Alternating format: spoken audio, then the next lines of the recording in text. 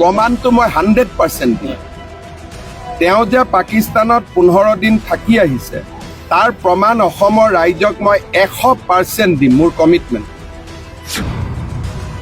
তেওঁৰ পৰিবাৰে যে পাকিস্তানৰ দৰমহা লৈ আছিলে 3 বছৰ 2 বছৰ পৰ্যন্ত, তাৰো প্ৰমাণ মই কাগজে কলমে দিম, বেংকৰ একাউণ্টে সৈতে দিম। আৰু ল'ৰা ছোৱালীৰ নাগৰিকত্ব কি সেইটো তেওঁ ক'ব, নহ'লে মই কৈ দিম। কাকো কোনেও অযথা নাটানে। পাকিস্তানৰ লগত বিষয়টো অযথা বুলি নকয়। 3টা প্ৰশ্ন আমি গৌৰৱ গগৈ কৰি আছোঁ যে পাকিস্তানত আপুনি 15 দিন থাকি অহাটো সঁচা নে মিছা। একবাৰত কৈ দিলে হ'ল মিছা বুলি, তেওঁতো ক'ব নোখোজে, তেওঁ অকাই পকাই থাকে। দ্বিতীয়তে নামাজ পঢ়িব ক'ত শিকিলে, ভাৰতত শিকিলে নে পাকিস্তানত শিকিলে, কৈ দিলে হ'ল যে আমি ভাৰতত শিকিছোঁ। 2 নম্বৰ, এজন সংসদৰ পত্নীয়ে চাকৰি কৰে দিল্লীত, দৰমহা দিয়ে পাকিস্তানে, পাকিস্তানৰ এজেণ্ট হ'ব লাগিবনে নাই। 3 নম্বৰ, তৰুণ গগৈ নাতিনীয়েক, সৰু ল'ৰা ছোৱালী, দেউতাক মাকে যি ইচ্ছা তাকে কৰিব পাৰে, নাতিনীয়েক সৰু বাচ্চা, ককাকৰ বিষয়ে জানিলে পিছত দুখো পাব। সৰু বাচ্চা দুটাক ভাৰতীয় নাগৰিক কৰা হৈছে নে আন দেশৰ নাগৰিক কৰা হৈছে, এইখিনি উত্তৰটোতো আমাক লাগে।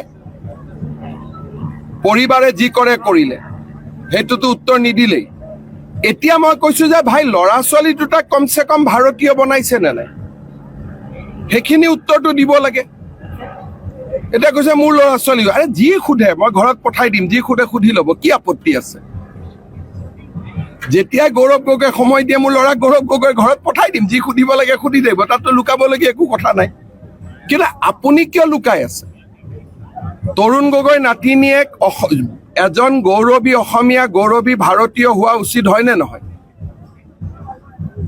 যদি কোনোবাই কয় যে নহয় তৰুণ গগৈ নাতিনীয়েক পঢ়া শুনা কৰি কোনোবা ৰাষ্ট্ৰৰ নাগৰিকত্ব লৈছে, বেলেগ কথা, মই এইটোও ক'ব নাযাওঁ। 6 বছৰীয়া 7 বছৰীয়া 3 বছৰীয়া ল'ৰা ছোৱালীৰ নাগৰিকত্ব কোনে কৰি দিয়ে, দেউতাক মাকে কৰি দিয়ে।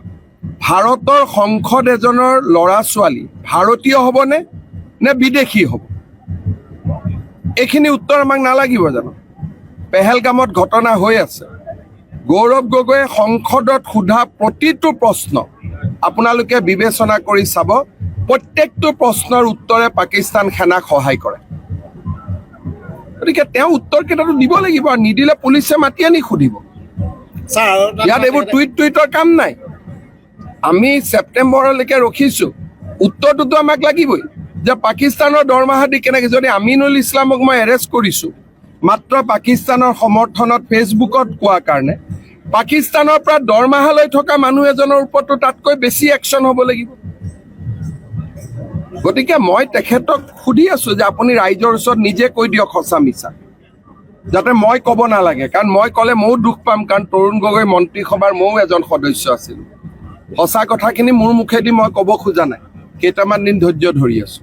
ছাৰ আৰু দুটা কথা তেওঁ প্ৰসংগ অনুকিয়াইছে যে তেওঁ পাকিস্তান ভ্ৰমণত প্ৰমাণ দিব পাৰিলে প্ৰমাণটো মই 100% দিম। তেওঁ যে পাকিস্তানত 15 দিন থাকি আহিছে তাৰ প্ৰমাণ অসমৰ ৰাইজক মই 100% দিম, মোৰ কমিটমেণ্ট। তেওঁৰ পৰিবাৰে যে পাকিস্তানৰ দৰমহা লৈ আছিলে 3 বছৰ 2 বছৰ পৰ্যন্ত, তাৰো প্ৰমাণ মই কাগজে কলমে দিম, বেংকৰ একাউণ্টে সৈতে দিম। আৰু ল'ৰা ছোৱালীৰ নাগৰিকত্ব কি সেইটো তেওঁ ক'ব, নহ'লে মই কৈ দিম।